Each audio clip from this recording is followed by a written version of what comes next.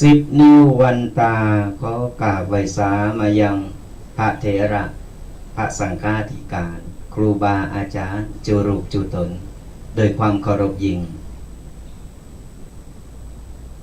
ขอเจริญสุขเจริญธรรมจงบังเกิดมีแด่ท่านสาธุชนพุทธบริษัทจูปูจูคนตีกำลังสดับหับฟังในรายการวะทะธรรมกำยองกับตุเจ้ายองป่าสร้างสองรูปสองตนกันในวันนี้เจ้าวันนี้ก็เป็นวันเสาร์ตี26กุมภาพันธ์นะก็เดินเข้ามาแหมเดินหนึ่งละเดินหน้าก็แหมเมื่อกี้วันนี้ก็สิ้นเดินแล้วเนาะสดาญาติโยมทั้งหลายวันนี้เสียงแจ๋วมาอยู่ตนเดียวรูปเดียวก็ไปทางใดฮะหมอ วันนี้กูท่องประมาณนะสดาญาติโยมทั้งหลายวันนี้ตุปีเกบันติดศาสนกิจอยู่ก็เลยบ่ได้มาเข้ารายการวันนี้ก็เหลือตุปีแดงวัดโมงน้อยรูปเดียวตนเดียวนี่วันนี้จะมามาท่องกษราญาติโยมกันเป็นจังได้กันพองสราญาติโยมวันนี้ตังบ้านตั้งจองวันนี้ฝนตกกาอากาศเป็นอย่างไรพองอย่างไรก็เดี๋ยวสักกำหนึ่งเราจะมาเปิดสายหน้าใหม่คือสราญาติโยมได้มามามาเล่าสู่กันฟังเนาะอากาศตอนนี้ก็ยังว่านั่นแหละบางทีบางท้องทีก็หนาวบางท้องทีก็ฝนตกแต่ตั้งหลับปูนนี่ตอนนี้ก็เหตุการณ์ปกติ แต่ที่บอกปกติอย่างเดียวก็คือโควิดนั่นแหละสราญาติโยมทั้งหลายตอนนี้ระบาดขึ้นมาจาหนักขึ้นมาหนักลามไปตามห้องเฮนนี่ปิดไปหลายตีหลายตั้งเปิดปิดอยู่หันนักเรียนหล่าตำรานักเรียนเราอ่อนน้อยนี่โอ้เป็นที่อินดูบอกว่าปีนี้สอบจะผ่านบ่ผ่าน ความโหมันสั่นหายไปปุ๊ดขาดเนาะมันบาปฏิปัดต่ออย่าได้ก็อดเอาเนอะสดาญาติโยมจะไปเคสจะไปซีเรตมันนักยังจะเกิดมันก็ต้องเกิดยังที่มันจะบ่เกิดมันก็ถึงบ่เกิดเพราะฉะนั้นแล้วเราต้องทำอกทำใจพอถึงวันนี้ถึงบอกพระสัมมาสัมพุทธเจ้าเปิดถึงได้บอกว่ายังก็ตามมันถึงบ่เต็งบ่แต่บ้านแน่บ่นอนมันต้องมีการเปลี่ยนแปลงไปตลอดเวลาเป็นไปกูสิ่งกูอย่างเพราะฉะนั้นแล้วเราต้องว่าเปิ้นถึงบอกว่าจะไปประมาทในการใจชีวิตเราต้องปั๊บเราต้องเห็นหู้เราต้องหู้ตันนะบ่ว่าอันหยังจะเกิดขึ้นเราก็ต้องปั๊บโตมันเข้ากับสถานการณ์เราต้องเต็มหักตัวต้องเต็มพร้อมเกมโตเราตัวนะเฮาถึงจะหู้ตันก้อนเปิ้นว่าเฮาก่อนเฮาหู้ก่อนเฮาหู้ตันนี้ก่อนเนี่ยเหตุที่มันจะเกิดมันก็จะเบาบางลงไปเฮาได้หู้แล้วเฮาก็จะได้เกมมือเกมหับกับสถานการณ์ที่มันจะเกิดขึ้นเพราะฉะนั้นเนี่ยคือสราญาติโยมคือมีสติอยู่ตลอดเวลาเนอะคือมีสติอยู่ตลอดเวลาวันนี้เฮานอนคืนนี้เฮานอนรับไปเรียบร้อยเสร็จเฮาตื่นขึ้นมาคือเฮาไหวพระแล้วก็บอกว่าวันนี้โชคดีได้มึนตาปากได้หายใจได้มีลมหายใจแห่งวันหนึ่งต่อไปแห่งวันหนึ่งยังดีเหรอตีว่ารับแล้วก็มาตื่นแล้วก็เลยไปเลย เฮายังโชคดีว่าเฮาได้มื่นตามาพอโลกแห่งวันหนึ่งพอต่อไปวันต่อวันไปเนี่ยสราญาติโยมทั้งหลายในมือเฮาลืมตาขึ้นมาเรียบร้อยแล้วตั้งสติเรียบร้อยเพื่อเฮาเนี่ยเกมละเกิดละวันนี้จะเยะอันหยังจะทำอันหยัง จะเริ่มอะไรอย่างก่อนนี่วางแผนไว้เลยวันนี้เอาวันต่อวัน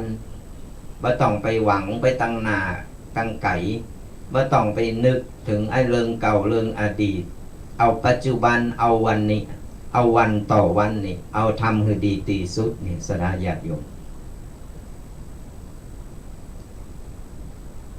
วันนี้ตุปีได้เอาได้เกินหัวข้อที่เป็นคำก่อนนี่นะเอามาหือสถาญาติโยมเนี่ยได้ฟังกัน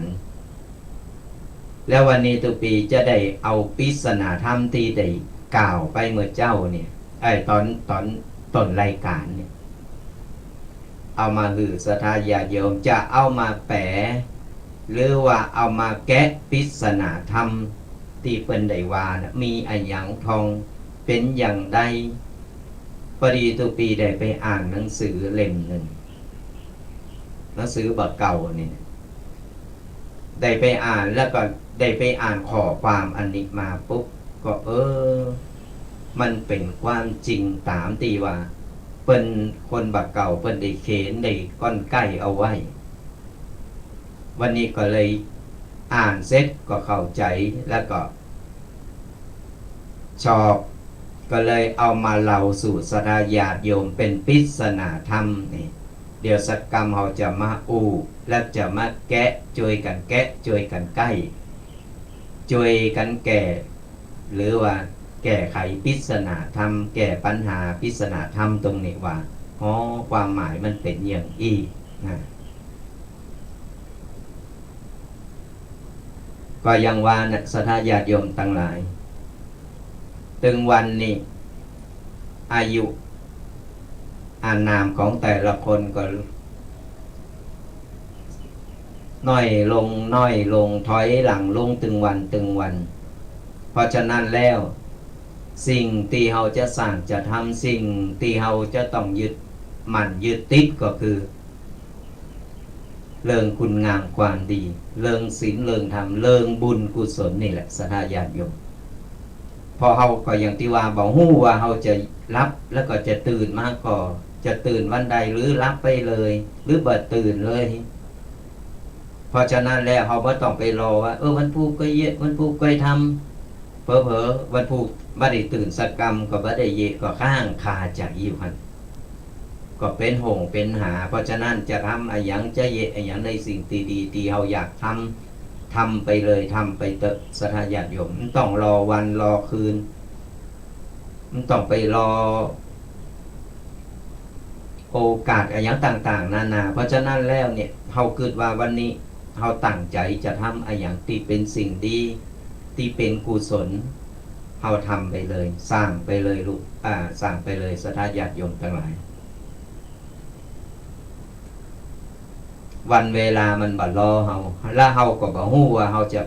ล้มหายตายจากไปเมื่อใดใจเวลามันมีกาเวลามันมี24ชั่วโมงเท่ากันสถาญาติโยมมี24ชั่วโมงเท่ากันแต่เฮาจะใช้เวลาแบ่งเวลาถูกก่อนบ่ใช่ว่ามีเวลามีเวลายังบ่ถึงเวลาบ่ต้องไปบ่ต้องไปว่าในเมื่อเขาตั้งใจแล้วเขาทำไปเลยทำแล้วเขาสบายใจเขาบ่โหงบ่หาเขาทำแล้วบ่เดือดร้อนทำไปเถอะคุณงามความดีหมู่นี้มันจะสะสมจะติดสอยห้อยตามติดโตเข้าไปอย่างสถาญาติโยมทั้งหลายตีกับปออีแม่นี่ปอน้อยปอหนานต่างๆที่ฟังธรรมะฟังทุกเจ้าพระเนนที่เพิ่นได้มาออกรายการนำสิ่งดีๆมาให้สถาญาติโยมกันฟังไปแล้วก็นำไปปฏิบัติไม่ใช่ฟังแล้วก็จบแล้วก็ลืมละไปฟังใหม่ก็ได้ใหม่ลืมเก่าให้หมดมันเป็นอย่างนี้เพราะฉะนั้นแล้วเขาฟังแล้วอันไหนที่มันเป็นสาระอันไหนที่มันพอที่จะเอาไปปรับใจกับชีวิตได้เฮาก็สามารถนำไปปรับใจเพื่อที่เฮาจะได้บ่ประมาทในการใจชีวิตก็ขอฝากศรัทธาญาติโยมกันเอาไว้ อารัสนาญาติโยมทั้งหลายตีได้เกินไปไหว้ว่าทองแทงจะไร่คาพระปฏิมาจะเป็นกากปูนกากเกินจะเพิ่มพูนพระพิรุณจะศบเศร้าผ้าเหลืองจะโดนยำตะกรวดดำจะเป็นเจ้าดอกตูมโรยแต่เจ้าหมาโหเนาพึงจะตอมบุผาจะเป็นหมันคืนและวันจะสั่นเข่านกน้อยจะลืมเหย่าโคทึกเท่าจะวังเวงนะ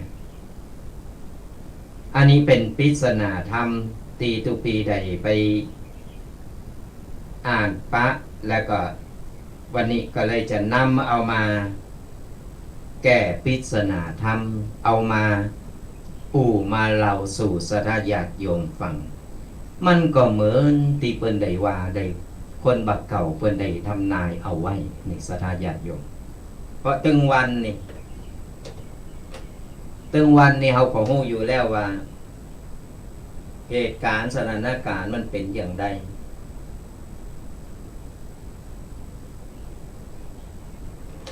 แล้วก็วันนี้เขาก็จะเอามาไขปริศนาธรรมกันในศรัทธาญาติโยมตั้งอกตั้งใจฟังแล้วก็ฟังแล้วอันใดที่มันสามารถนำไปปฏิบัตินำไปปัจจัยกับชีวิตใดเขาก็นำไปปัจจัยกันเอาละศรัทธาญาติโยมข้อที่หนึ่งเปิ้นว่าทองแทงจะไล่คาก็หมายความว่าพระธรรมคำสอนของพระสัมมาสัมพุทธเจ้าของเฮาเนี่ยต่อไปนี่และก็รุ่นต่อไปเนี่ยจะบ่มีใครสนใจผู้คนจะบ่หันคุณค่าเนี่ยว่าใครมีใครสนใจยังหลอกหลอกอ่อนประเดียวนี่เขาวัดเขาว่าเรื่องธรรมะธรรมโมนี่ถึงใครสนใจนะเพราะว่าสิ่งโยเย่าต่างๆมันมีเทคโนโลยีต่างๆมันเข้ามานำทำคำสอนหรือว่าคำสอนของพระสัมมาสัมพุทธเจ้าเราอ่อนมันไม่ใครรู้เรื่องมันใครเข้าวัดไม่ใครสนใจถึงวันนี้ก็ถึงได้มีว่าทุกเจ้าพระเนรถึงต้องไปสอนเป็นครูพระสอนนักเรียนถึงในโรงเรียนนี่แบ่งชั่วโมงของวิชาของสังคมหรือตังโรงเรียนเป็นแบ่งชั่วโมงถือแล้วก็คือเราอ่อนเนี่ยได้มีเวลาก็เอาบะเยบะทำในเชิงลุกอย่างอี้เราอ่อนมันก็บ่สนใจไล่เข้าวัดมันถึงหนีล่ะมันถึงบ่เอาปะร้านเกมมันแวะร้านเกมเลยมันบ่มาหรอกวัด เนี่ยเปิดถึงได้บอกว่าทองแทงจะไล่คาก็คือความหมายก็คือเป็นพระธรรมคำสอนของพระพุทธเจ้าจะบ่มีใครสนใจผู้คนจะบ่หันคุณค่าตึงพระภิกษุสงฆ์มาเนรสามเณรเหมือนกันตึงฆราวาสเหมือนกันต่างกับว่าใครสนใจตุเจ้าพระเนรเหมือนกันบางทีนี่บเดียวนี่อย่างที่เป็นข่าวนี่สาธญาติโยมข่าวถึงวันนี้ออกมานี่มีกตุเจ้าพระเนรอย่างล่ำเหลือก็บ่ฮู้ตนที่เปิ้นปฏิบัติดีปฏิบัติชอบเปิ้นก็ปฏิบัติแต่เนอเปิ้นก็ดีอนุโมทนาบุญกับเปิ้นแต่บางตนบางคนก็โอ้ยโบสถ์แล้วบัดจังใจเห็นมาตั้งใจบัดสนใจพิษแผกแหวกแนวไปเลยไปทำบาดีบาดักเป็นข่าวขึ้นมาอย่างตะคืนนี่ก็พอข่าวอันนี้ก็เป็นพระปลอมนี่เป็นพระไปปลอมเป็นพระเนี่ยแล้วเขาไปนั่งทำมาก็เป็นเหตุเกิดในจังหวัดลำพูนเห็นได้ไก่กันที่วัดโมงน้อยนี่สถานญาติโยมเปิ้นมีงานหล่อพระ ไปปลอมแปลงเข้าไปนั่งแตนตีเปิ้นเพื่อที่จะไปเอาปัจจัยเอาอะไรอย่างต่างๆนานาเพื่อเปิ้นไล่ออกไปนั่งอยู่ตั้งนอกวัดไปขอไปนั่งเลไลเงินทองศรัทธาญาติโยมที่เปิ้นมาทำบุญเนี่ยมันเป็นอย่างนี้ภาพพจน์มันเกิดเลยทำหือเสแล้วก็เปิ้นถึงว่าป่าเนาโตเนามันถึงเนามันถึงเหม็นไปตึงของจะเป็นพระแต่พระปลอมพระจริงมาอะไรยังก็ตามเถอะมันบาเดียวนี่เรื่องมาไข่ปฏิบัติตามกฎระเบียบวินัยของสงฆ์ไอ้ที่เปิ้นปฏิบัติดีปฏิบัติชอบนี่เปิ้นก็ปฏิบัติดีเนอะโอ้เป็นดีกราบดีไหวหน้านับถือเปิ้นไอ้ที่บ่ไข่เห็นหู้นี่บ่ไข่เห็นหู้นี่ชอบไปทำกะเลิงกะลาวจนเป็นข่าวขึ้นมานี่แหละต่อไปเนี่ยกันเฮาบ่ช่วยกันรณรงค์บ่ช่วยกันทำกันสร้างกันรักษาเอาไว้เนี่ยต่อไปเนี่ยพระธรรมคำสอนขององค์บวรพระสัมมาสัมพุทธเจ้าของเฮาก็จะบ่มีไผสืบทอดที่จริงนั่นทำคำสอนขององค์บวรพระสัมมาสัมพุทธเจ้าของเฮานี่ศักดิ์สิทธิ์และบ่มีการเสริมใจใดกูเจนกูจาดแต่ที่มันเสริมคือคนปฏิบัติทำให้มันเสริมเองเพราะฉะนั้นเราต้องช่วยกันเนอะสดาญาติโยมมีลูกสอนลูกมีหลานสอนหลานมีลูกมีหลานเป็นตุกเจ้าพระเนนอย่างได้ก็หือเป็นอยู่ในกรอบมันจะบ่ได้โมหมองในเรื่องของผ้าที่เขานุ่งนี่เขาห่มอยู่นี่ข้อที่หนึ่งทองแทงจะไร้ค่าเนี่ยข้อที่สองพระปฏิมาเป็นกากปูนพระปฏิมาก็หมายความว่าผู้คนจะมองพระพุทธรูปเป็นแค่เป็นอิฐเป็นปูนเป็นต้องเหลืองธรรมดาเท่าอันกายไปกายมาเริ่มมาไข่ปู่จ้าใบไข่กาบไข่ไหวกันนะแต่ชอบไปไหวสิ่งของต่างๆนานาอาอย่างที่มันบัดใจตียึดติดหรือตีนับถือที่สูงสุดนั่นก็คือพระพุทธรูปพระพุทธรูปนี่คือสูงสุดของมนุษย์เฮาแล้วเป็นตีกราบไหวเคารพปู่จ้าแต่บางคนเขาบังกึดอย่างอั้นเพราะประเดี๋ยวนี้มันจะกลับกายมันจะมองมันจะเมินมันจะห่างเหินไปเห็นแล้วเนี่ยข้อที่สองพระปฏิมาจะเป็นกากปูนมันจะไร้ค่าไปเห็นแล้วข้อที่สามกากเกลื่อนจะเพิ่มพูนนี่อันนี้ก็หมายความว่าผู้คนจะมีมิจฉาทิฏฐิลุกลามหนักขึ้นเรื่อยๆหันกงจักเป็นดอกโบพฤติกรรมเสริมคุณธรรมเนี่ยคนในสังคมหันดีหันงามกับคนตีไล่ศีลธรรมคือไปชอบไปนับถืออะไรอย่างต่างๆนานาอย่างตีวาแล้วก็คนดีที่เปิ้นทำคุณงามความดีนะบ่เคยสนใจชอบไปเบียดเบียนชอบไปติไปว่าเปิ้นแต่เริ่มใส่คนที่เปิ้นเยะบ่ดีและเปิ้นมีตั้งเปิดต่อสรรเสริญเยินยอเปิ้นมียศมีตำแหน่งสรรเสริญเยินยอปอปั่นเปิ้นว่าดีอย่างอันดีอย่างอี้เนี่ยมันก็เลยลามไปมันเป็นลามไปเป็นเหมือนกากเหมือนเกินที่มันลามตามหลังตามโตเฮานี่แต่คนที่เปิ้นทำคุณงามความดีทำความดีต่างๆนานาบ่มีกาเนี่ยข้อที่สามเปิ้นถึงว่า กากเกลื่อนจะเพิ่มพูนมันจะเพิ่มพูนขึ้นไปติ๊กมันจะล่ามไปเมนกากเหมือนเกินเพราะว่าคนเฮาหันกงจักเป็นดอกโบข้อที่สี่พระพิรุณจะซบเศร้าอันนี้ก็สำคัญหมายความว่าผู้คนจะแล่งน้ำใจน้ำจิตน้ำใจของคนเฮานี่จะเหิดแห่งไปเรื่อยๆหันแก่โตกันมากขึ้นชอบเอารัดเอาเปรียบคนกับตั้งฟ้าฝนก็ตามจะแห้งแล้งบัดตกต้องตามฤดูกาลเนี่ยพระพิรุณจะซบเซาคนเฮาถึงวันนี้จะว่าไปแล้วนี่น้ำจิตน้ำใจนี่ใครเหิดแห่งไปบ่เหมือนสมัยก่อนเพิ่นมีอย่างเพิ่นแบ่งปันเพิ่นจุนเจือช่วยเหลือกันยิ่งตอนนี้สถานการณ์มันเป็นอย่างอี้สถานการณ์เดือดร้อนกันต้องช่วยเหลือซึ่งกันและกันจะไปหันแก่โต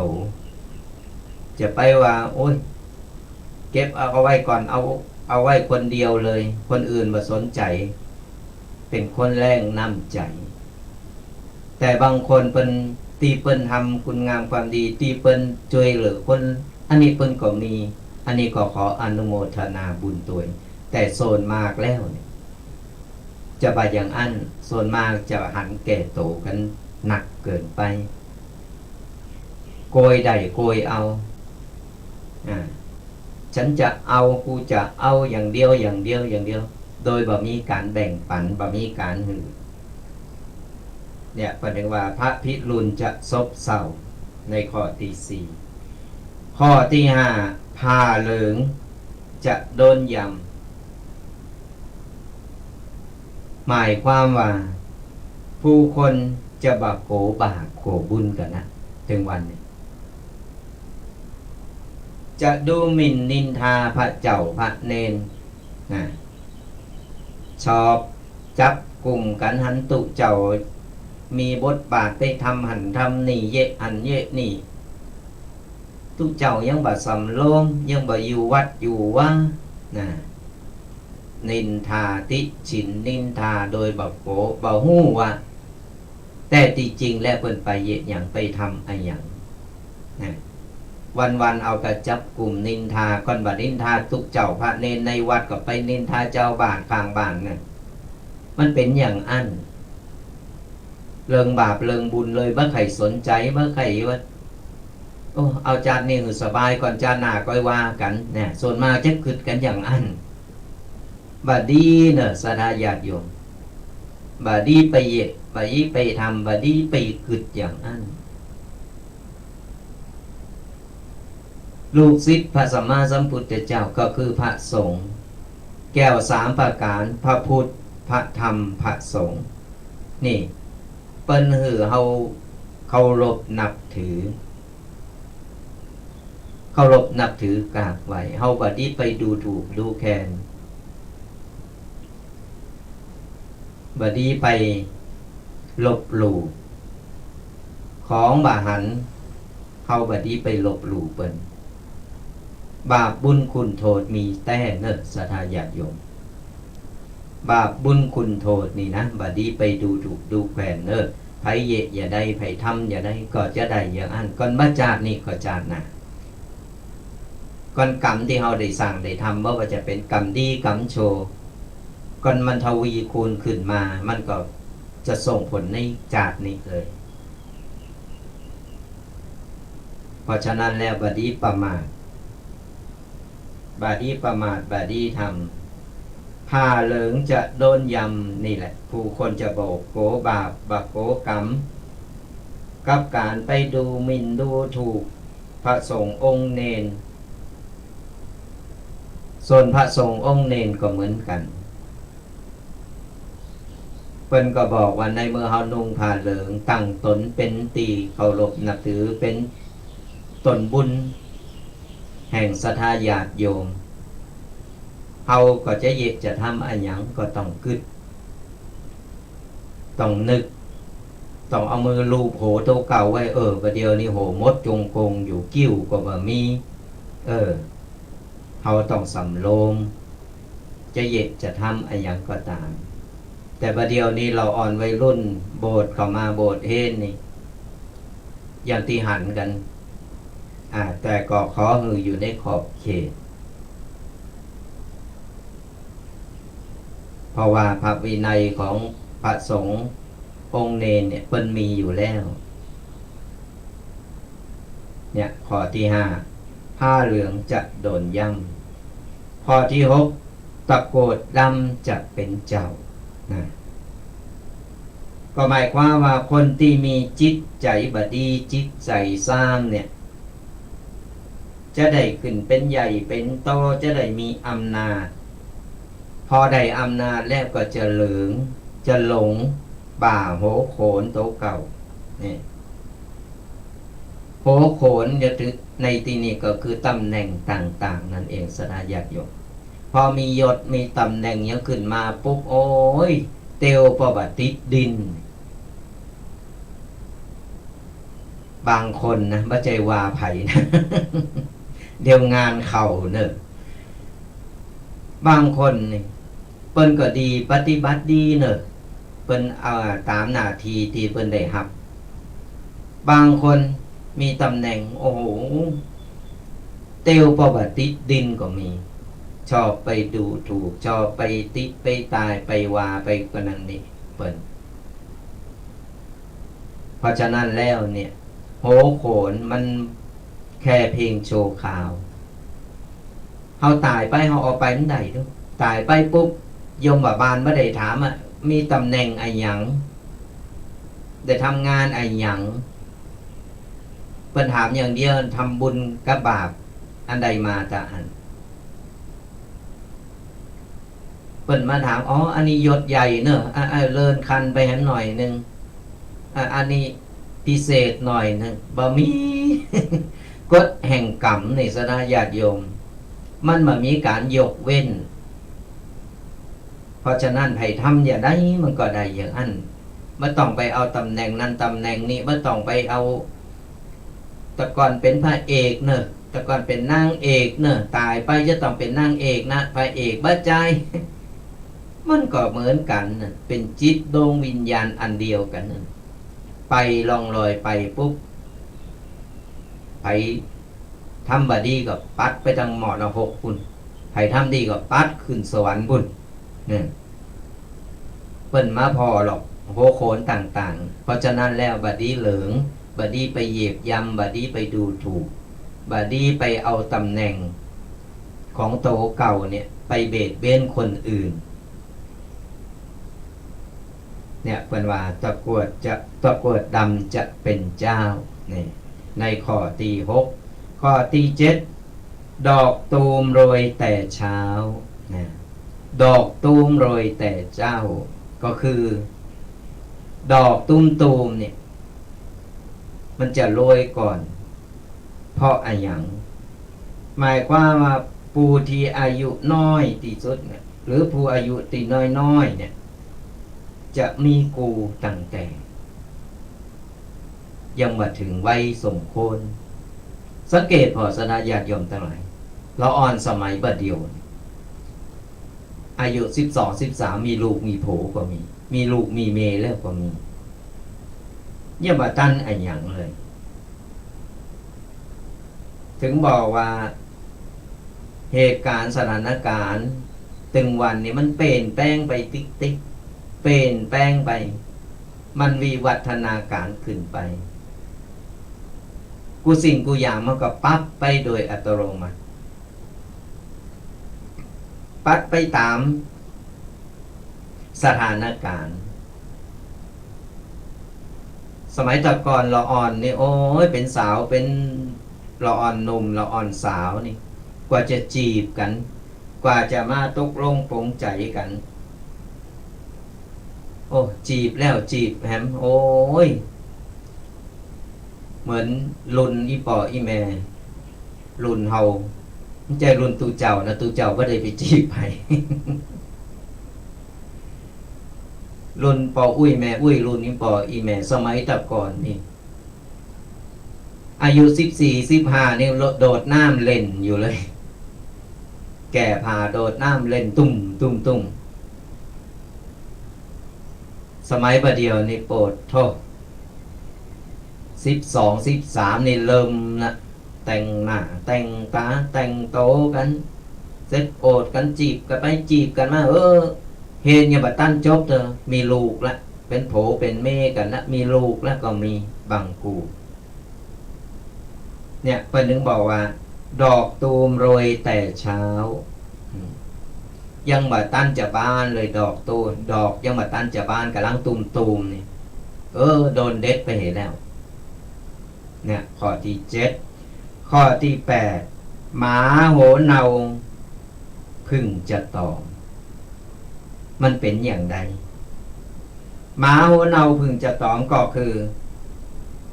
หมายความว่าคนโชว์จะได้ดีเนี่ย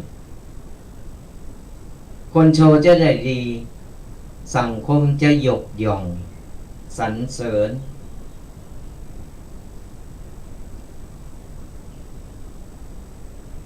ในอำนาจของและก็เงินทองของเพิ่นกับตั้งเจอกำอู่กำจ่าเพิ่น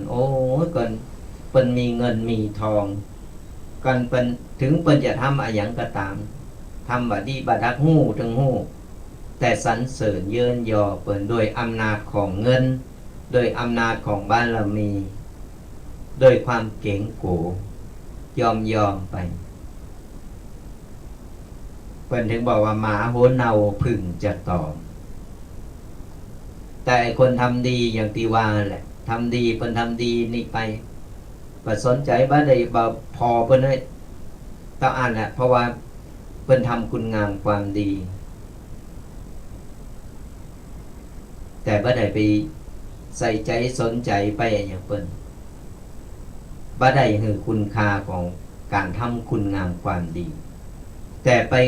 ฮือกากับคนที่เพิ่นทำโชว์แต่เพิ่นมีบารมีมีอำนาจเพิ่นเลยเปรยเปรยว่าหมาโหเนาพึ่งจะตอมข้อที่9บุภาจะเป็นหมันบุภาก็คือดอกไม้นี่แหละสถานญาติโยมจะเป็นหมันอย่างใดหมายความว่าผู้คนที่ดีเนี่ยจะโดนด่าโดนสาปแช่งนะคนดีเนี่ยจะโดนด่าโดนสาปโดนแช่งโดน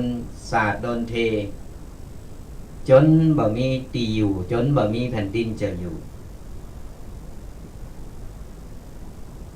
แต่กลับไปหือคุณค่ากับคนที่ทำบ่ดีก็อย่างตีวานั่นแหละนี่คือข้อที่9บุภาจะเป็นหมันดอกไม้งามๆบานอยู่บ่สนใจนี่เป็นคำเปรยเปรยในข้อที่9ข้อที่10คืนและวันจะสั่นเข้าคืนและวันจะสั้นเข้าหมายความว่าผู้คนจะเพลิดเพลินไปกับสิ่งบันเทิงต่างๆไปเสพติดกับสิ่งบันเทิงสิ่งยั่วยุต่างๆอย่างเช่นว่าชอบกินชอบแอลชอบช้อปปิ้งชอบเล่นชอบต่างๆนานาเรื่องการเรื่องงานเรื่อง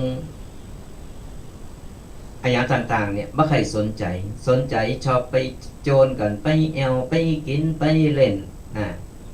เล่นโทรศัพท์กันสะปะสะเปดจนวันหนึ่งเนี่ยเสียเวลาไปวันโดยที่บาหารคุณกาเลยใช้เวลาไปวันเท่านั้น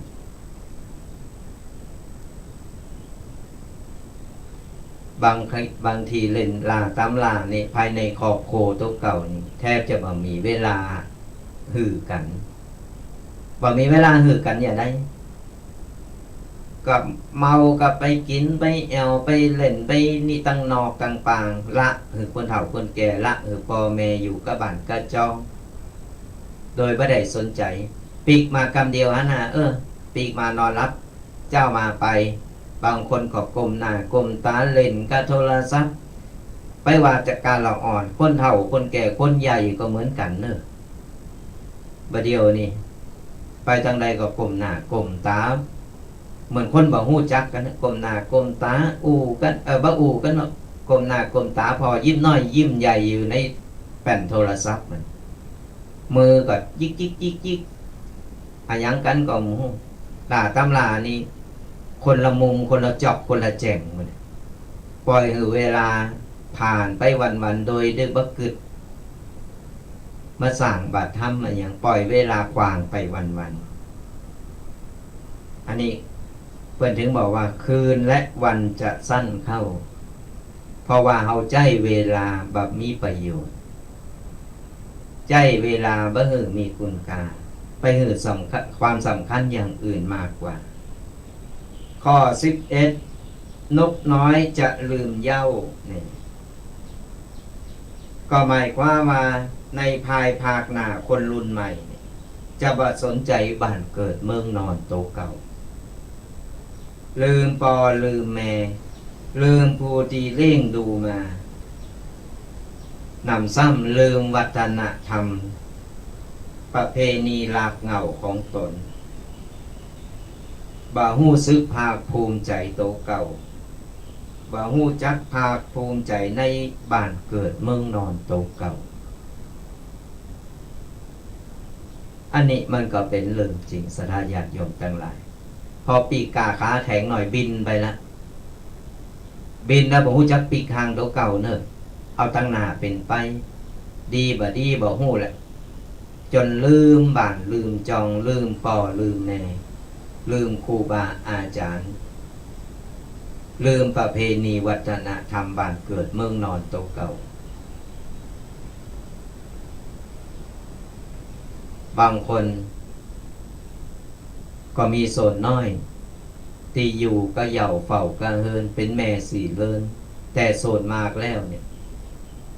สื่อต่างๆเทคโนโลยีต่างๆมันปาเวาะหือไปหู้จักคนนั้นหน่อยหู้จักคนนี้หู้จักกันตั้งสื่อกับไปละหายแซดไปนะบ่หัวตั้งหลังเป็นอย่าได้บ่หัวขอให้ฉันมีความสุขมีความสุขในชีวิตโตเก่าพอแล้วหรืออื่นบ่สนใจเนี่ยเพิ่นว่า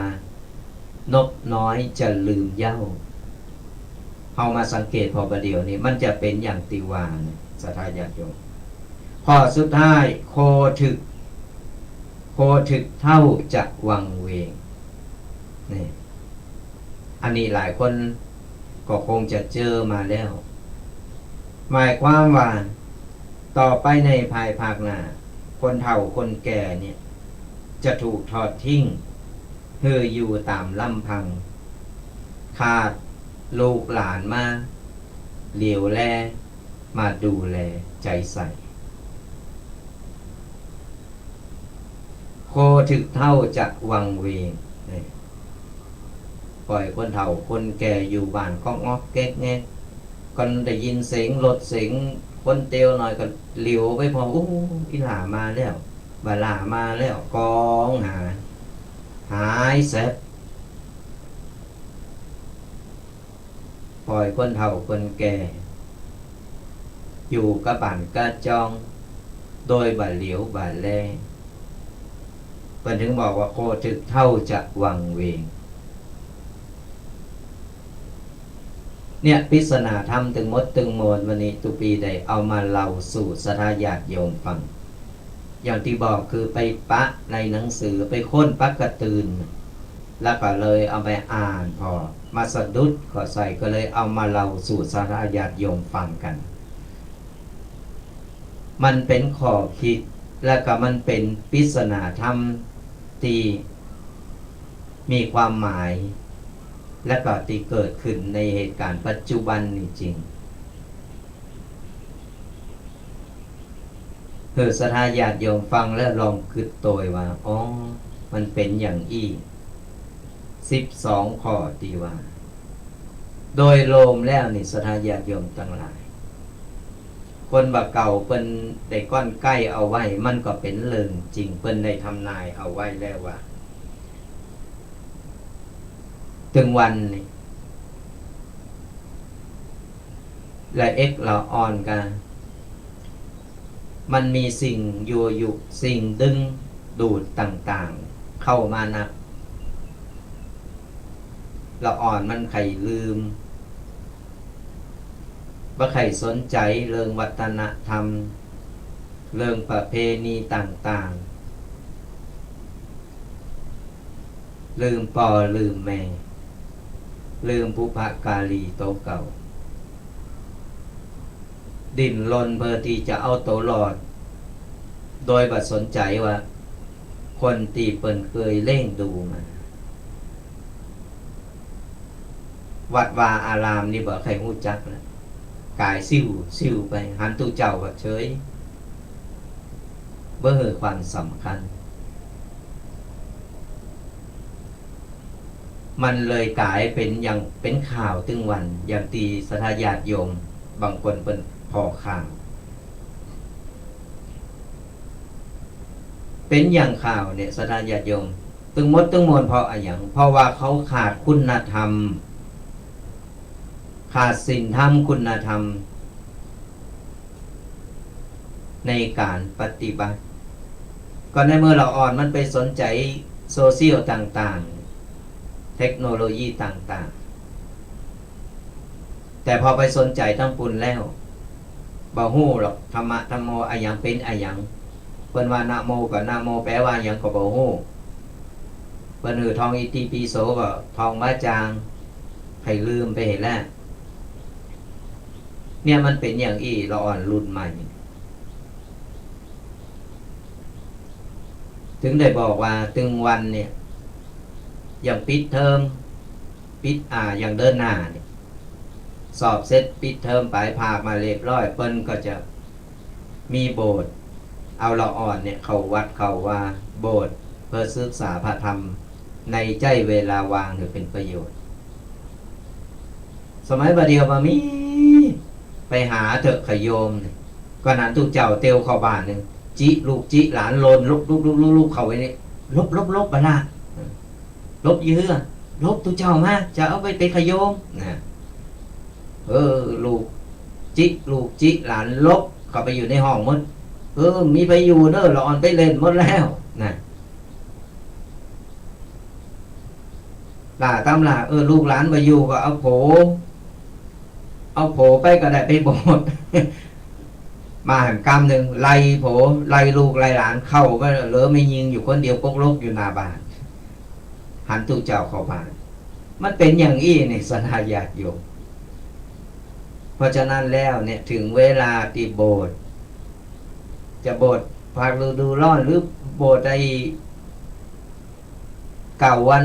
15 วันกันนี่โบสถ์ที่บ้านใกล้บ้านก็ได้หรือจะโบสถ์ในโครงการที่เพิ่นมีก็ได้อย่างน้อยเนี่ยเมื่อเราอ่อนมาได้ฮู้ศีลฮู้ธรรมได้ฮู้คุณพ่อคุณแม่ได้ศึกษาพระธรรมวินัยของถ้าเราอ่อนมาได้ศึกษามาได้เรียนฮู้มาปุ๊บใหญ่มากก็เป็นข่าวนะไปติดยาพองขาปอขาแม่เตะปอเตะแม่ตีปอตีแม่เป็นข่าวอยู่ตึงวันฟังอยู่ตึงวันว่าโอ้บาเดียวนี้มันเป็นขนาดนี้เลยกะบาเดียวนี้มันหนักเกินไปมีกะข่าวขาการแกงกันหนีบ่ป้นขาปอขาแม่กาตำลาปออดบ่ได้แม่อดบ่ได้ขาลูกตายไงยอมติดคุกเพราะอะไรอย่างก็เพราะว่าลูกบ้าหักดีเนี่ยมันเป็นอย่างนี้เพราะว่าตึงมดตึงโมนขาดศีลธรรมคุณธรรมพอเขาไม่ได้เห็นหู้เรื่องบาปบุญคุณโทษ เพราะฉะนั้นแล้วเนี่ยสราญาติโยมตีได้ฟังรายการอยู่ตอนนี้หรือว่าฟังย้อนหลังก็ตามเพื่อสราญาติโยมเนี่ยได้นำเอาข้อคิดต่างๆในปริศนาธรรมเต่าที่จะจำได้เอาไปปรับใจแล้วก็เอาไปสอนลูกบอกหลานอย่างน้อยเนี่ยถ้าเขาสอนบัจจางเขาบอกบัจจางก็อีปออีแม่ปออุ้ยแม่อุ้ยบอกบัจจางบอกจะสอนอย่างไรเขาก็สอนให้เขาฮู้ว่าบาปบุญคุณโทษเป็นอย่างไรแยกเขาพอว่าอันนี้ดีอันนี้โชว์ยกตัวอย่างให้ฟังนิสราญาติโยมว่าแม่คนนี้หักลูกขนาดกำลังมีลูกคนเดียวโอ้ลูกเล่งลูกแบบเทวดาลูกกำลังเตียวเตาะแตะหน่อยโอ้ยแม่ก็เฝ้าอยู่แม่ก็พออยู่ตลอดเวลาโดยความหักลูกแต่พอลูกเตียวเตาะแตะไปจนโตะไปจนขอบโตะหน่อยละอ่อนก็ก้นจำเบาลงมาปุ๊บก็ให้กันให้แวะเพอละอ่อนให้ปุ๊บแม่ลนมาใครทำลูกลูกมันก็จี้ไปยังไงโตะแม่มันก็เอามือเนี่ยก็ตบโตะปังนี่แ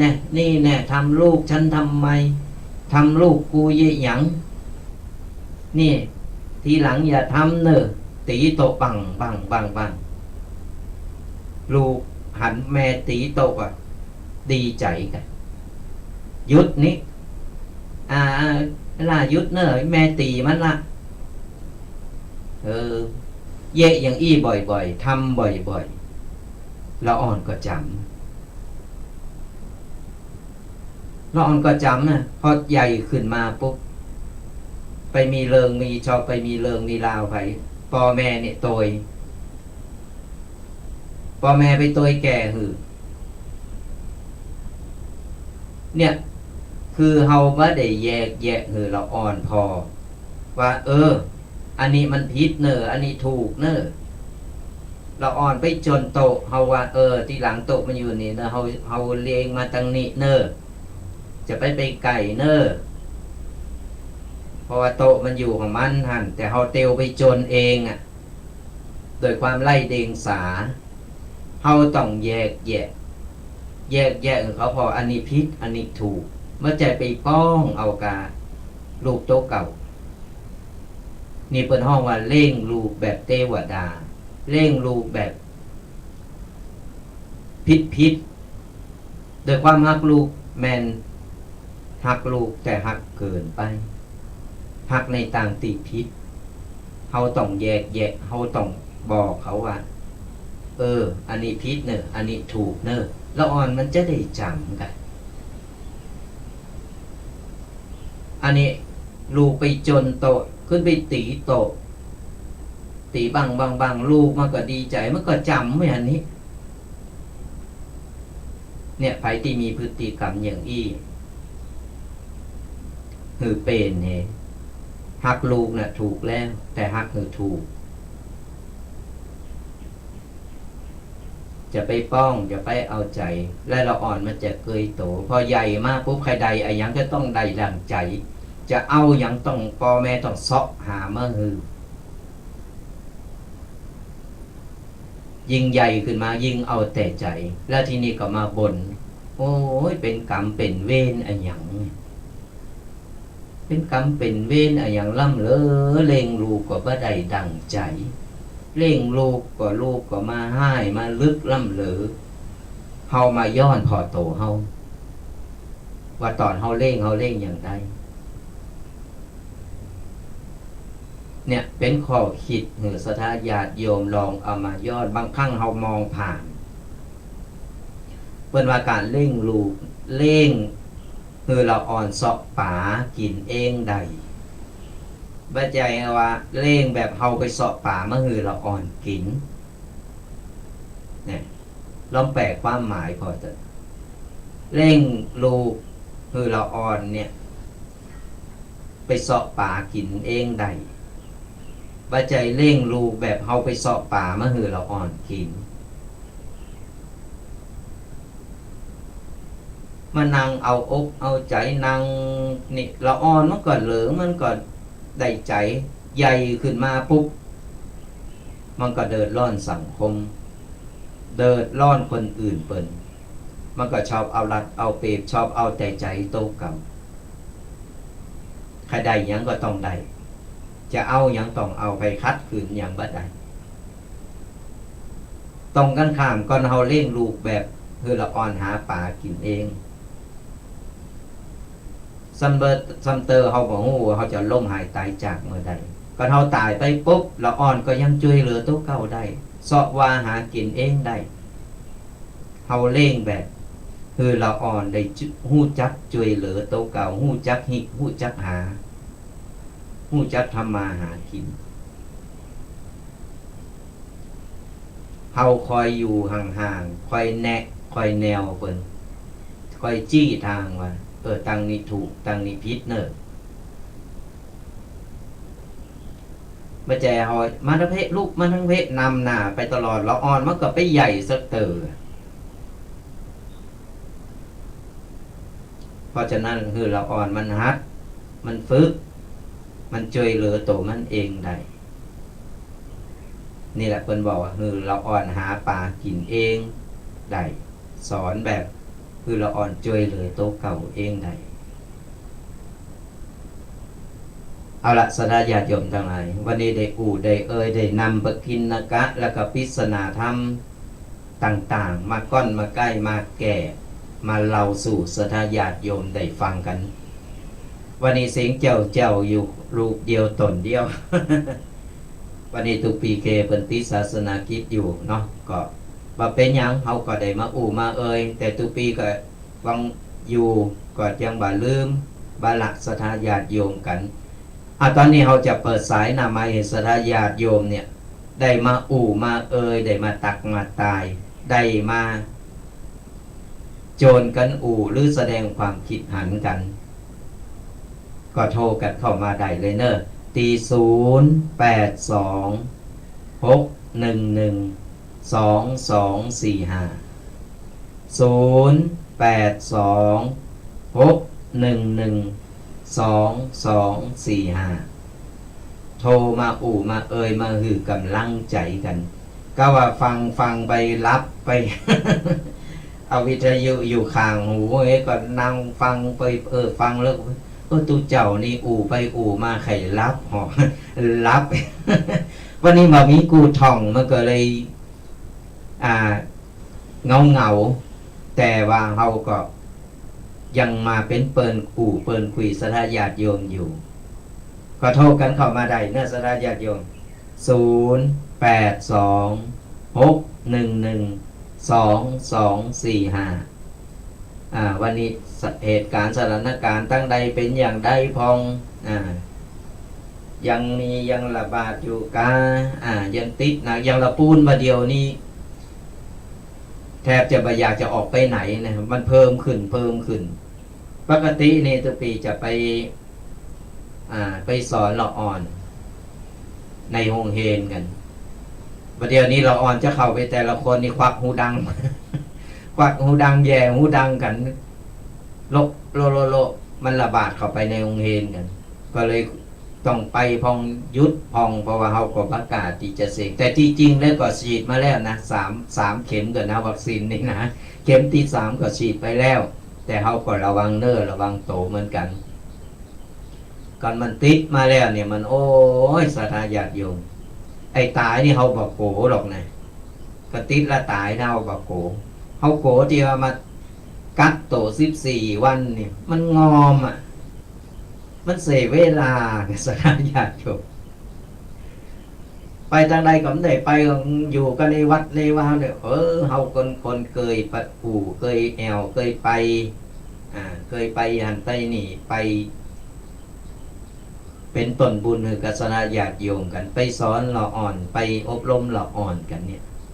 แต่เฮามากักตัว14-15 วันนี่มันอึดอัดนะ แต่บางวัดหลายวัดแล้วนะในละปูนนี่ก็ปิดวัดไปนะก็เพราะว่าเราอ่อนหรือว่าสมณเณรเนี่ยเพิ่นไปเห็นหนังสือ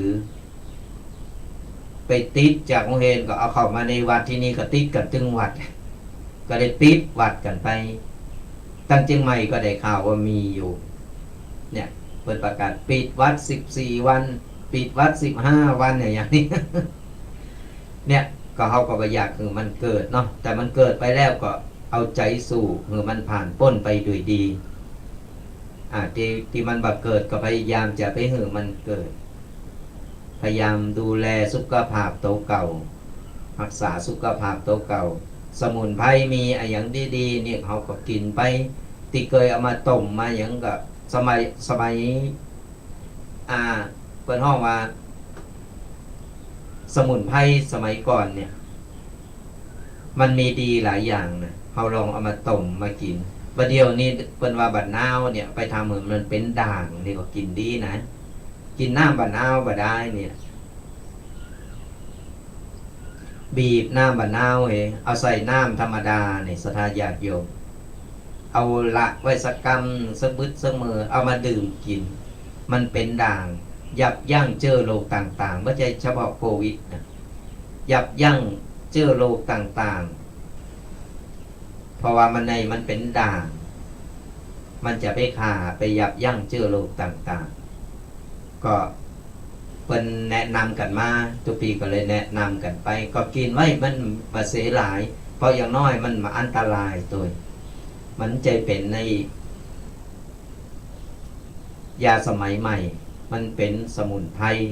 มะนาวปกติเขาก็ใจกันอยู่โคเฮินบ้านเขาก็มีอยู่แล้วก็ลองเอามากินจะเป็นมะนาวห้อนก็ได้จุ่มคอดีนี่ตัวปีก็กินมะนาวห้อนกูเจ้าคอมันจะได้จุ่มพอเขาต้องอู้โทรกันมาได้เนอะสระญาติโยมไปปล่อยตูเจ้าเหงาอยู่คนเดียวเนอะ0826112245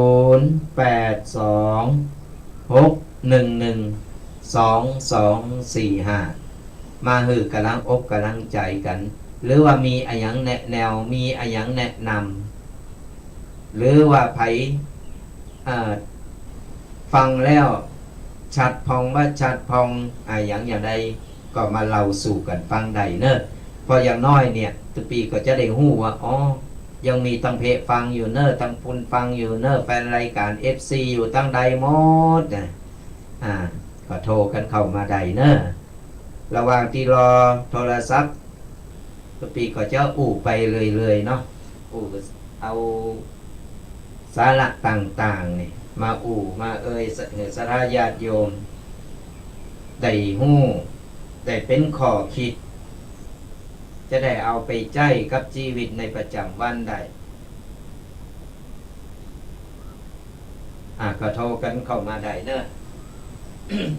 0826112245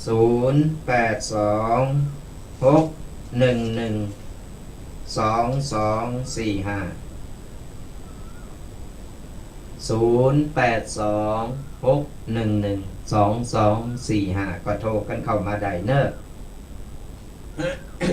สุมาอภัยกันวันนี้มีไผมาเป็นกูท่องมันก็เลยฉายเดียวใจเสียงหนักหน่อย เนี่ยวันสระญาติโยมต่างหลายเฮาจะไปเขตบ่ว่าจะเกิดอย่างขึ้นก็ตามจะไปซีเลตมั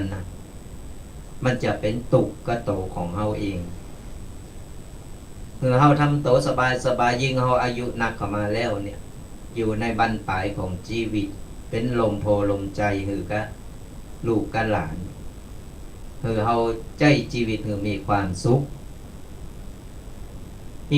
อย่างไรก็คือเฮาไม่ต้องไปเอาอย่างที่เริงแบบเป็นเริงมาใส่ใจอย่างสระญาติโยมฟังธรรมะกับครูบาอาจารย์รายรูปรายตนกับรายการธรรมะต่างๆเนี่ยนี่ก็ถือว่าเป็นความสุขใจชีวิตมีความสุขฟังธรรมะไปใครรับก็รับไป ฟังไปเข้าใจพองบ่เข้าใจพองอย่างน้อยเฮาได้ฟังธรรมะมันก็เย็นอกเย็นใจ มีสิ่งตีมีเกาะป้องกันมีสิ่งตีว่าจี้ทางหือเฮาไปในทางติถูกในบรรปลายชีวิตอยู่แบบสงบสุขสถานญาติโยมต่างๆนานาสมบัติพัสถานอะไรอย่างต่างๆนานาก็ปล่อยคือลูกคือหลานเขาบริหารกันไปปล่อยคือลูกคือหลานเขาจัดการกันไปเฮาได้ถึงวัยที่พักผ่อนพอเฮาใจชีวิตมาถึงชีวิตเฮาใจชีวิตมาอายุจนปูนนิดแล้วเนี่ยคือเฮาเนี่ยถึงเวลาที่เฮาจะต้องพักผ่อนก็คือเฮาใครอยากหยังเฮาใครกินหยังเฮาก็พักผ่อนเฮาสบายของเฮานี่แหละคือใจชีวิตถึงมีความสุขเอาบ่ต้องไปหนไปโหยหาบ่ต้องไปยุ่งเรื่องนั้นเรื่องนี้บ่ต้องไปเอาหยังมาใส่ใจปล่อยเหือสมองมันปลอดโปร่งเหือมันโล่งไปเอาธรรมะธรรมโมเอาสิ่งนำธรรมคำสอนนี่เป็นกูคิดแล้วชีวิตเราก็จะมีความสุขยกตัวอย่างมีอย่างที่เปิ้นว่ามีคนเนี่ยเปิ้นเปรียบเทียบให้ฟังว่าคนติดตุกหรือจนเนี่ยบอกว่า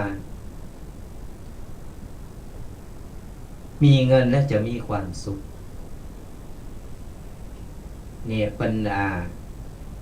มันเป็นคำที่ว่าเปิ้น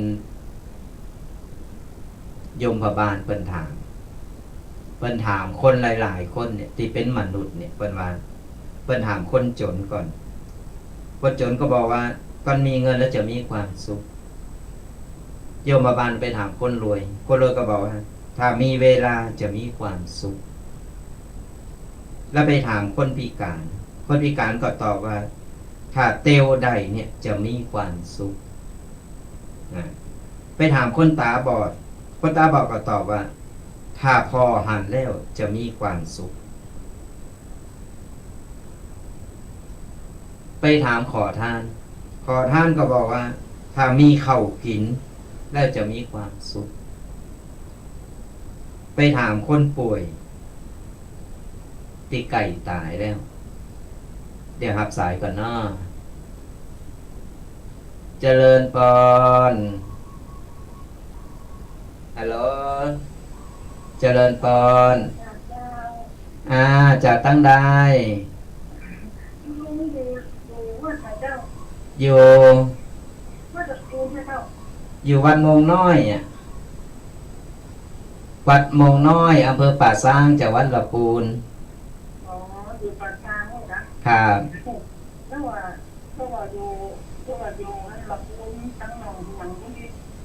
อยู่ป่าซางสปุงอยู่แยกสปุงเนี่ยวัดโมงน้อยมันอายอยู่ที่อยู่ที่ไหนแล้วแม่อยู่ตั้งใดแม่ออนเจ้าอยู่แม่ออนสักกับแป้งบุญเนาะแม่ออนเจ้าเคยไปอยู่2 เตอ 3 เตอวันนี้ตุปีเคเปิดกับไปตะปุนด้วยเปิดไปงานตะปุนมาเลยไม่ได้มาจัดรายการกันเป็นได้ฟังชัดก่อนตะปุน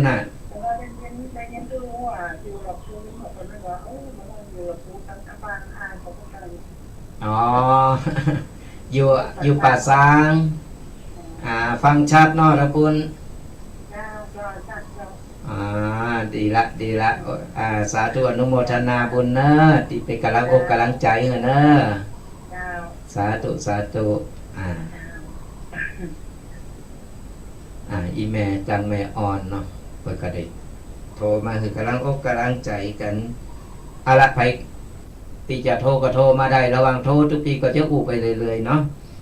0826112245ก็โทรกันเข้ามาได้เนอะ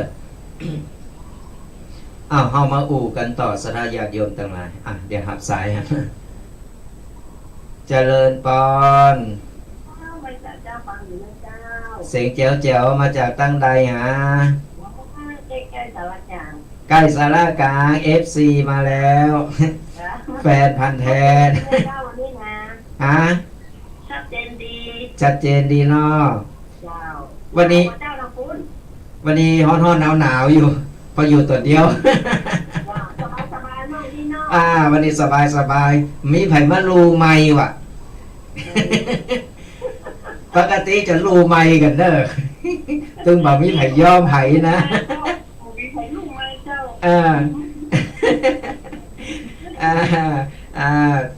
แล้วก็กินข้าวง่ายแล้วเนาะก็กินข้าวตอนโอเคเนาะบุญรักษาสาธุแฟนพันธุ์แท้นะโทรกูข้างที่จัดรายการก็คือกำลังใจกันเนี่ยเป็นว่ากำลังอกกำลังใจถึงเมื่อไม่มีตัวตนแต่มีอิทธิพลทั้งผู้ให้ผู้รับนี่อย่างที่ว่าเนี่ยคนเฮาเนี่ยจะไปแลกน้ำใจซึ่งกันและกัน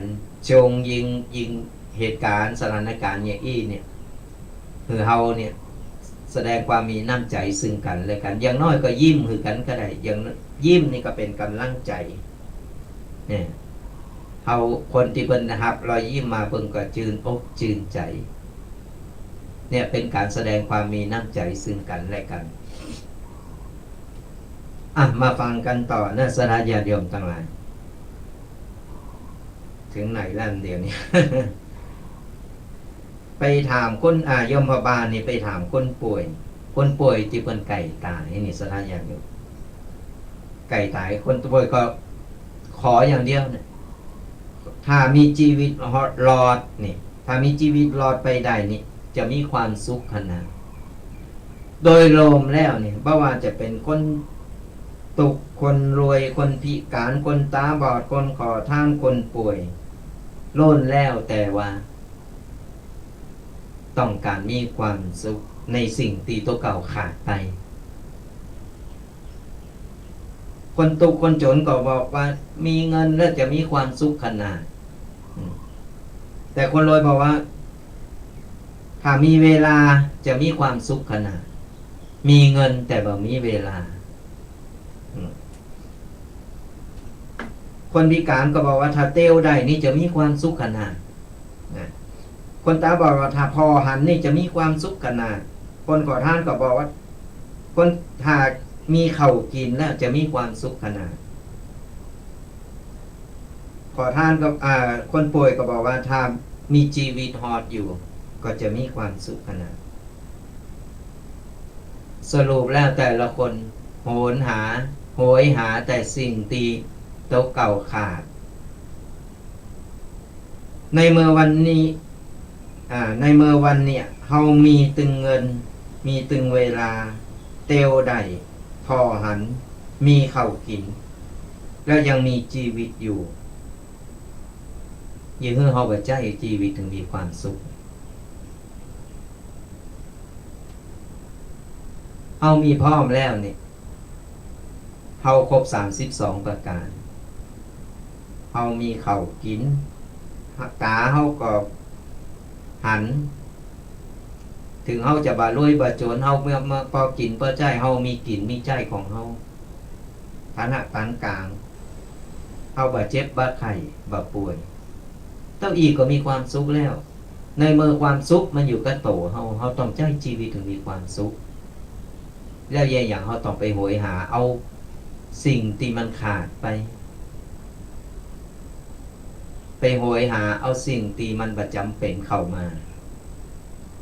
มันก็เกิดความโลภหันเปิ้นมีก็ใครมีหันเปิ้นได้ก็ใครได้บ่ฮู้จักพอบ่ฮู้จักอิ่มจักเต็ม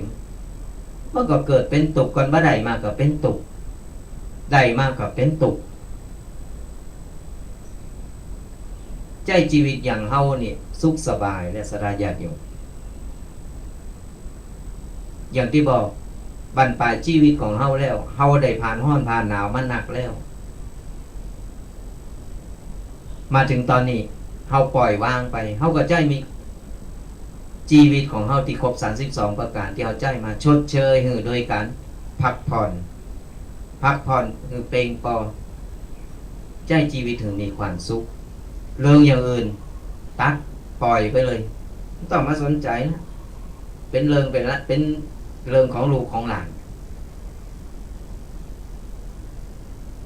ยกหือเข้าไปหือหมดพอเฮาตายไปก็ได้แก่บุญกับบาปเฮาจะได้ขนเอาตีนอนหมอนมุ้งได้เอา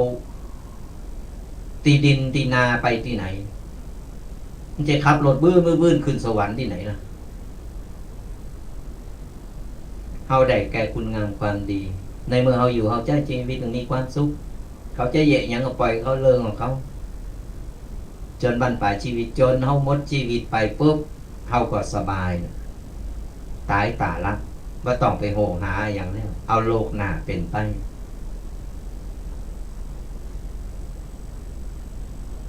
มีสเสบียงบุญที่เป็นสิ่งนำต่างเฮาไปได้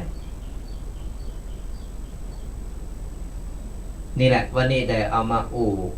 เป็นปกิณกะหลายเรื่องหลายแล้ววันนี้อย่างน้อยก็เป็นข้อคิดเป็นคติตีสระญาติโยมบางคนนี่ตามีหน้าพอหน้าบาหันสระพอคนตาตัวเก่ายังบาหันเนี่ยบางครั้งเนี่ยเลิงอย่างบางครั้งเนี่ยเขามองผ่านมองข้ามไปโดยบานมากคือว่าอ๋อมันเป็นอย่างอี้เนาะเป็นอย่างอี้มองข้ามไปเดี๋ยวหับสายกันนะ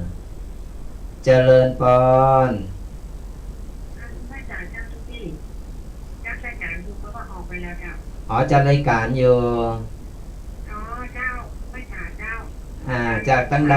เจ้าสายใหม่เจ้าจากชัยประการชัยปราการเจ้ากำลังมาปะวันนี้เจ้าเป็นได้ฟังแล้วเป็นได้พองเจ้าฟังดูหน้าฟังเจ้าอ่อนอยู่หมดฟังกำยองหู้นอก็กูวันเสาร์แล้วก็วันติดตั้งแต่เวลา8 โมงถึง10 โมงโยมเจ้ากำลังหาวัดบาเดลเนี่ยเจ้าฟังทางช่องฐานนี้ใดน่ะพระบาทอุดมเจ้าพระบาทอุดมเนาะแต่มันได้ยินเพราะว่าดูจากเฟซบุ๊กเจ้าเฟซบุ๊กเฟซบุ๊กก็ได้มันมีหลายช่องทางเนอะหลายช่องทาง Facebook YouTube นี่เข้าไปพอได้ก็ได้เปรบหน่อยได้ก่อนพอ Facebook แล้วก็ YouTube นี่ได้หันหน้าหันตากันนะก่อนฟังวิทยุนี่ก็ได้ยินกระเสียงเนอะเคยได้ยินเจ้ามันได้ยินอาหารมาเดียวในวันนี้เจ้าสาธุบุญรักษาเนอะชัดเจนเนาะชัดเจนเนาะสาธุบุญรักษากำลังเข้ามาพอตั้ง Facebook หลายช่องทางเนอะสนะญาติโยมทั้งหลายบ่ว่าจะเป็นตั้งวิทยุคืน104ก็หรือว่าเครือข่ายต่างๆที่เพิ่นรับสัญญาณไปแล้วก็หรือว่าจะเป็นทั้ง Facebook ทางช่อง YouTube นะหลายตีหลายตั้งพอย้อนหลังได้เนอะกันสระญาติโยมฟังแล้วไปเปิด Facebook ของตุ๊กปีแดงหรือของช่อง YouTube ก็ได้ก็เข้าไปพอมีหลายกลุ่มก็ขออนุโมทนากลุ่มต่างๆที่เพิ่นกดไลค์กดแชร์แล้วก็ที่เพิ่นได้อนุญาตให้เข้ากลุ่มได้ไปเผยแพร่ธรรมะกันก็ขออนุโมทนาบุญโดยแล้วก็ขอบคุณมาณที่นี้โดยเนาะก็ใครที่พอทางช่อง YouTube หรือ Facebook ก็กดไลค์กดแชร์กันเนอะเป็นการแชร์ธรรมะเป็นการหือธรรมะจากคนที่เพิ่นบ่เคยฮู้เพิ่นบ่เคยได้ยินเพิ่นบ่เคยพอเพิ่นก็จะได้ฮู้ได้หันได้พอเป็นการสร้างบุญสร้างกุศลไปในโตเหมือนกันเฮาบ่ฮู้จะไปอธิบายอย่างใดจะไปอย่างใดเฮาก็กดไลค์กดแชร์ไปหือเปิ้นที่เปิ้นบ่ฮู้เปิ้นได้ฟังได้พอเปิ้นพอแล้วเปิ้นเข้าใจเปิ้นฮู้หูตาเปิ้นสว่างขึ้นมาปุ๊บนี่เฮาก็ได้บุญได้กุศลก็เปิ้นนี่เป็นการอยู่บ้านก็ได้บุญการทำบุญมันทำได้กุฏิกุตัง ทำได้ทุกทิศทุกเวลาเนี่ยศรัทธาญาติโยมมันต้องไปเลิกสถานตีมันต้องไปเลิกวันมันต้องไปเลิกอาจจะไปทำบุญกับตู้เจ้านั้นตู้เจ้านี้บ่ต้องกันใจเฮาทำบุญคือบุญเป็นบุญเฮาตั้งใจแล้วเนี่ยบุญเกิดจากใจแล้วเฮาจะไปทำที่ไหนก็ขอให้เฮาใจตกทำไปเถอะมันต้องไปเลิกมันต้องไปเลิกว่าโอ้ยวัดนี้งามจะไปทำบุญวัดนี้บ่งามจะไปวัดนี้คือบ่ต้องไปเลิกทำที่ไหนก็ทำไปเถอะวัดใกล้บ้านเฮาก็ได้ไก่บ้านไก่จองเฮาก็ทำไปเถอะเป็นบุญเป็นกุศลทั้งนั้นแค่ใจเฮากึดดีอู่ดีทำดีเต้าอี้เฮาก็เป็นบุญละศรัทธาญาติโยมบ่จำเป็นจะต้องเอาปัจจัยบ่จำเป็นต้องเอาวัตถุต่างๆในการทำบุญเพียงแต่ว่าเฮามีใจไปในการทำบุญเนี่ยก็ศรัทธาญาติโยมเนี่ยลองนำไปปฏิบัติในข้อคิดต่างๆที่ตุปีได้เอามามาเอามาเล่าสู่ศรัทธาญาติโยมฟังลองนำไปปฏิบัตินำไปใจอันใดที่มันดีเฮาก็นำไปปฏิบัติอันยังก็ตามศรัทธาญาติโยมเฮาฟังบ่ได้ก่อนเฮาบ่ปฏิบัติมันก็บ่เกิดผลหยังขึ้นก่อนเฮาทำแล้วเฮาปฏิบัติโดยนำไปปฏิบัติผลมันเกิดขึ้นมานี่คือเป็นบุญล่ะและก็เป็นประโยชน์กะโตของเฮาและครอบครัวของเฮาเพิ่นฮ้องว่าใจชีวิตโดยบ่ประมาทบ่ใช่ฟังหูซ้ายทะลุหูขวาฟังหูซ้ายออกหูขวาออกฟังหูขวาออกหูซ้ายพดไปพดมาและบ่นำไปปฏิบัติมันบ่เกิดประโยชน์อย่างเลยต้องนำไปปฏิบัติอันยังก็ตามศรัทธาญาติโยมก็เอาหู้แล้วเฮานำไปปฏิบัตินั่นแหละมันจะเกิดประโยชน์กับตัวของเฮาเองยังเหลือเวลาเกินชั่วโมงศรัทธาญาติโยมทั้งหลายก็สามารถโทรมามามาคือกำลังใจกันได้เนอะ0826112245ก็สามารถโทรเข้ามามาเป็นกูเป็นกิ้งกันได้มาสนทนาธรรมกันเนาะก็อย่างที่โทรมาเพิ่นว่าบางคนก็กำลังเข้ามาพอบางคนก็กำลังเข้ามาฟังว่าทุกปีอย่าได้ก็กูวันเสาร์เนอะศรัทธาญาติโยมขอรับสายก่อนเจริญพรสาธุเจ้าจากตั้งใดหาห้วยไส้ไก่เจ้าที่ไหนก็ห้วยไส้ไก่ห้วยไส้ไต่อยู่ตั้งใดเนี่ยอยู่ห้วยยามเนี่ยตำบลห้วยยามอยู่เชียงใหม่เนาะหลวงปู่อินตาละปูนละปูนห้วยไส้ไต่ละปูนนี่ปู่ยองนี่ปู่ยองไปคนยองนี่แม่ฟังประจำเนาะประจำตลอดเลยสาธุเป็นได้ฟังชัดก่อนย้ายคืนไปได้ล่ะมาย้ายดีแล้วฟังไปเตอฟังธรรมะหลายรูปหลายตนอยู่กับธรรมะดีแล้วแม่เอ้ยเนาะ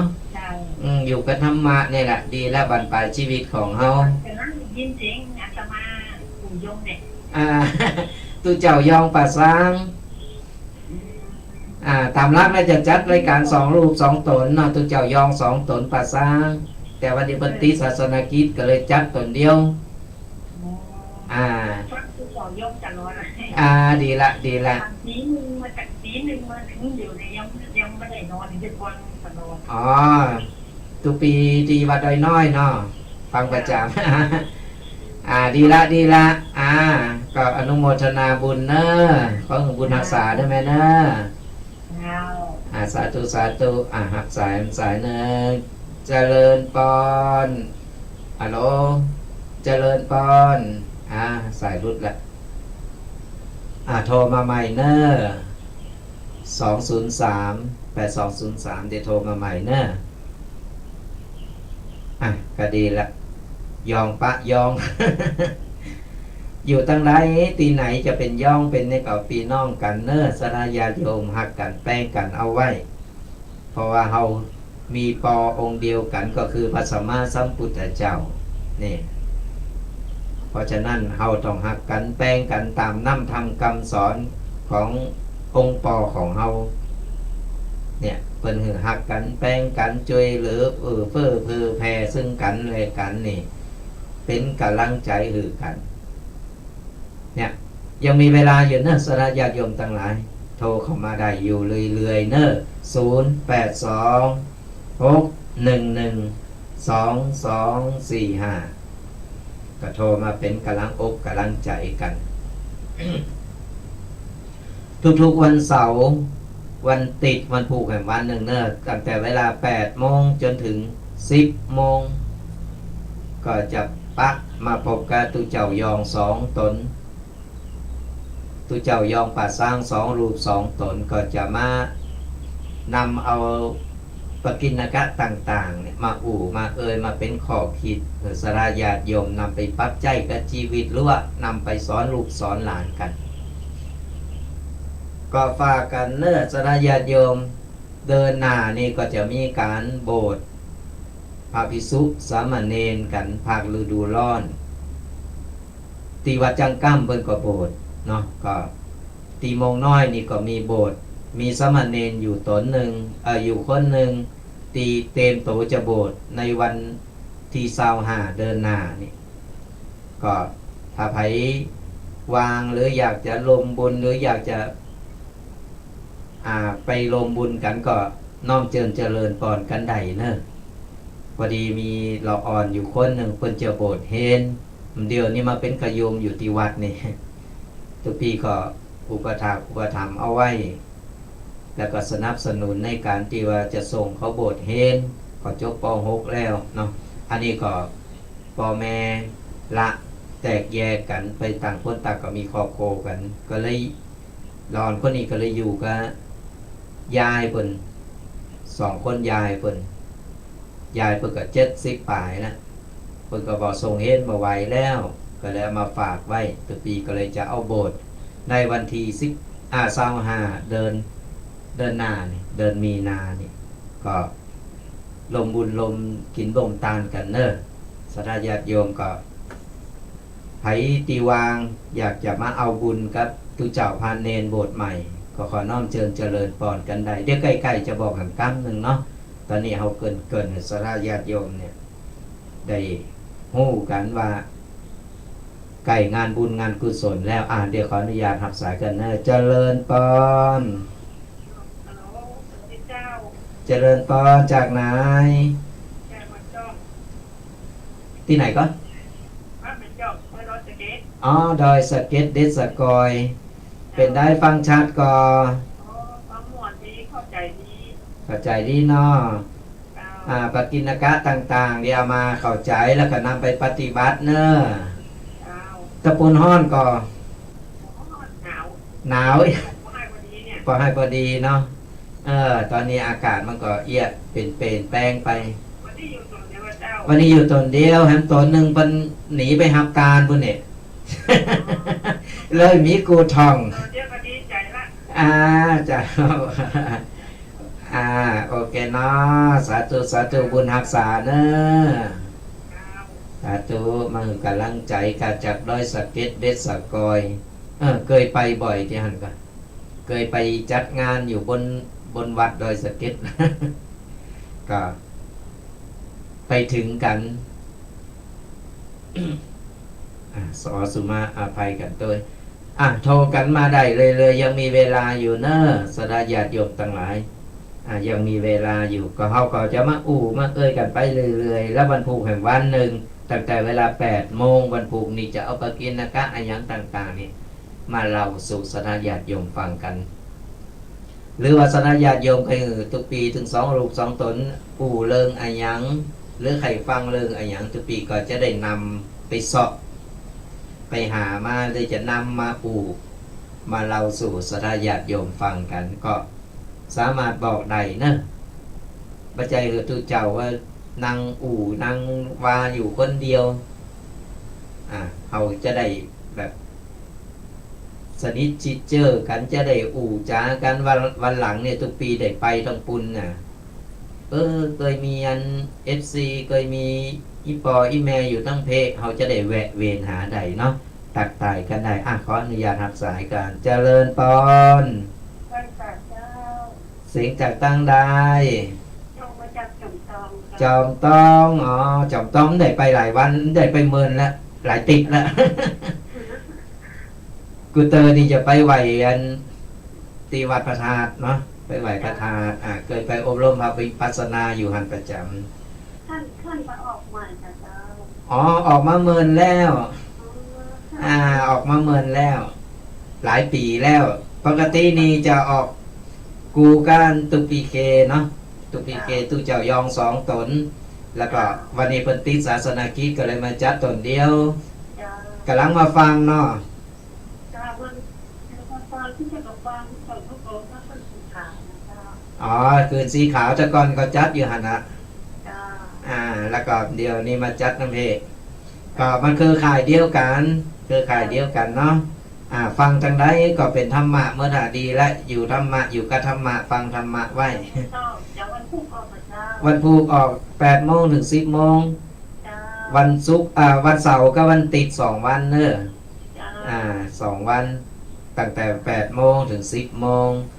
ฟังชัดเนาะจอมต้องเนาะวันนี้ฟังแล้วเป็นได้พองแต่ละดีเจ้าความดีจะข้างละอ่อนจะข้างการคิดข้างตาใสด้วยความเลยนะก็ไปพอทั้ง YouTube หรือว่า Facebook ก็ได้เปิดถือเขาพอได้เนอะไปคนปลาพอสาธุบุญรักษาเนอะสา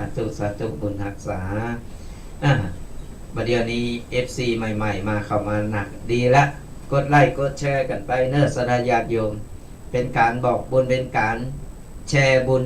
แชร์กุศลขออนุญาตรับสายกันนะเจริญปอนสวัสดีเจ้าจากตั้งใด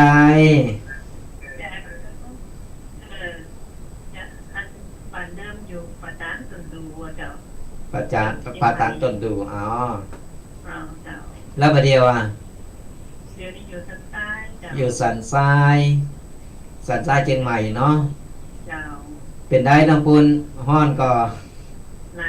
นาวอยู่ตังละปูนนี่ไก่ห้อนนะฮะกำลังมาฟังวันแรกดีละแล้วฟังต่อไปเนอะฟังยองหู้เนาะเป็นคนยอง100%ดีละยองปะยองแหมแล้ว อันนี้ยองป่าซาง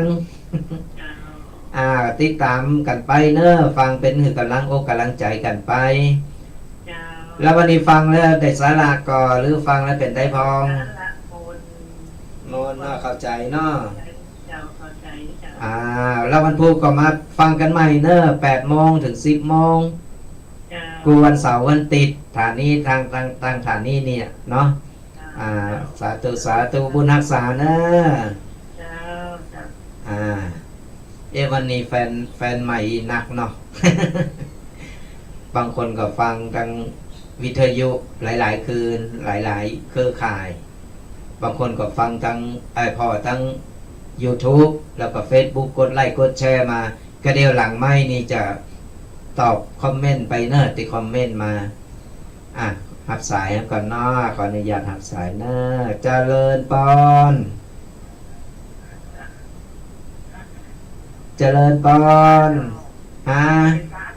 จากตั้งใดดอยสะเก็ดเดสกอยเจ้าก็โทรมาแล้วนี้คนหนึ่งอันนี้คนหนึ่งไทยลื่นเนาะดอยสะเก็ดฟังหนักเนาะวันนี้สาธุบุญรักษาเนอะเป็นกำลังใจให้แม่เหมือนกันเนอะสู้ๆเนอะบุญรักษาสาธุขออนุญาตหักสายกันเนาะข้างสายหนึ่ง โทรมาใหม่เนอะสายหนึ่งสายรุดไปละยังมีเวลาเหลืออยู่20 นาทีสระญาติโยมโทรมามามาคือกำลังอกกำลังใจกันเนอะตุปีก็คือกำลังใจญาติโยมก็คือกำลังใจตุปีเปิดห้องบวรวัดบ้านโรงเรียนแล้วประเดี๋ยวเติมราชการไปโดยนี่มันถึงอยู่ร่วมกันได้เนาะ โทรมาแล้วนะขออนุญาตรับสายเจริญปอนไหว้ตาเจ้าจากตังใดเจ้าเจ้าหันเจ้าวันนี้มาทุกฟังเพราะว่าจะไปดูย้อนหลังเอาจะไปฟังย้อนหลังเอาเนาะได้ฟังย้อนหลังก็ได้เนอะฟังทางไอ YouTube ก็ได้ Facebook ก็ได้เนอะเจ้าทองเรื่องกำลังใจเจ้าสาธุบุญรักษาเนอะไหว้ตาเจ้าสาธุมาหือกำลังอกกำลังใจก็ดีใจเนาะมีคนหือกำลังอกกำลังใจเนี่ยเป็นวันน้ำบ่อน้ำคลองอย่าเป็นรองน้ำใจเนี่ยเฮาหือกำลังอกกำลังใจกับไผก็ตามนี่ก็ลองเฮาเตียวกลางกล้องไปเนี่ยสระญาติเตียวกลางกล้องไปปุ๊บไปหันหน้าคนหน้างิกหน้างอเขาใส่เนี่ยมันตึงเคยเว้นปุ่นไปแหมซอยเนอะไปแหมซอยบ้านก่อนเตียวไปหันเขียวยีมาแล้วยิ้มมาแล้วมันมอนอกมอนใจเป็นที่ไข่ตักเป็นที่ไข่อู่ไข่นี่เป็นการยิ้มสยามยิ้มคือกำลังอกกำลังใจกันนี่คนเฮาก็จำเป็นจะต้องไว้การคือกำลังใจคือได้ทุกวิธีทางโดยการที่ว่าเราแสดงความมีน้ำใจซึ่งกันและกันหันห้อยยิ้มเขาก็จืนใจนะสเตอร์เขาอีการอิดมานี่อีการมาอิดเหนื่อยมาถึงมานั่งปุ๊บมีลูกตักหน้ามาหือมีเมหรือโผตักหน้ามาหือกินถามเป็นได้อิดก็เมื่อยก็นี่โอ้มันถึงหายอิดไปเลยน้ำนี่ลำเย่เหมือนเกยเพราะแต่นาสราญาติโยมมันอยู่ที่ใจกำลังใจเอาหันแล้วหรือว่าแขกเปิ้นกำลังมาเข้ามาหามาแอวมามาย่ำตั้นหยังนั่งกันเนาะนั่งกันเตอะหล่าไปเอาหน้ามาเนาะเนี่ยเฮาก็จืนใจจืนอกจืนใจเปิ้นถึงบอกน้ำบ่อน้ำคลองยังเป็นรองน้ำใจนี่น้ำใจนี่มันตึงกินบ่หมดบ่เสงกินแล้วเย็นกินแล้วจุ่มเนี่ยจะไปเป็นคนแรงน้ำใจกันเนอะช่วยเหลืออย่างกันได้ก็ช่วยเหลือกันไปนะขออนุญาตหับสายก่อนเนอะเจริญปอน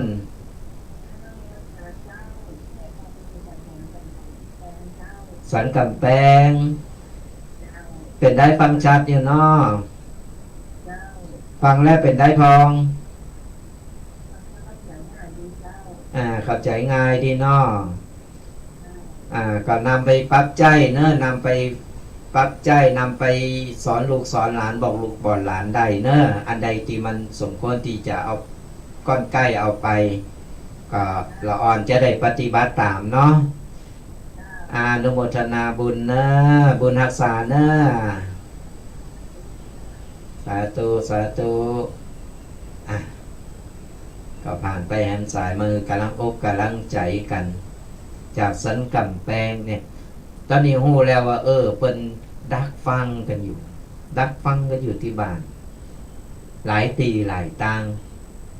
เนี่ยวันหลังเนี่ยทุกปีจะได้ฮู้แล้วว่ามีญาติโยมอยู่ต้องเพอผ่านไปทั้งปุ่นจะได้แวะไปหาไปแวะไปฉันเพลสักมื้อนึง ไปแอวมีการมีงานไปปะไปปบกันก็ตักตายกันได้เนอะสระญาติโยมมันต้องไปโกตุเจ้านะตุเจ้าบ่โศกนะตุเจ้านี่อู่บ่โศกเนาะคนยองมาถึงอู่บ่โศกอยู่แล้วนะเพราะฉะนั้นก็ปะกันที่ไหนก็ตักตายกันได้เนอะสันเตอร์ทุกปีจำบ่ได้กาเนี่ยไปการไปงานเนี่ยก็ก่อนไผจำได้ฮู้จักก็ตักตายกันได้ เป็นกันเองกันเนาะ อารัสนาญาติโยมทั้งหลายยังมีเวลา10 นาที ก็จะเปิดสายหน้าไมค์อยู่ก่อนสนาญาติโยมจะโทรมาคือกำลังใจโทรมาอู่มาเอ่ยมาตักมาตายก็โทรกันมาได้เนอะ0826112245ก็มาอู่มาเอ่ยกันเป็นอย่างใดพองฟังแล้วเป็นอย่างใดนี่แล้วก็ กำลังใจกัน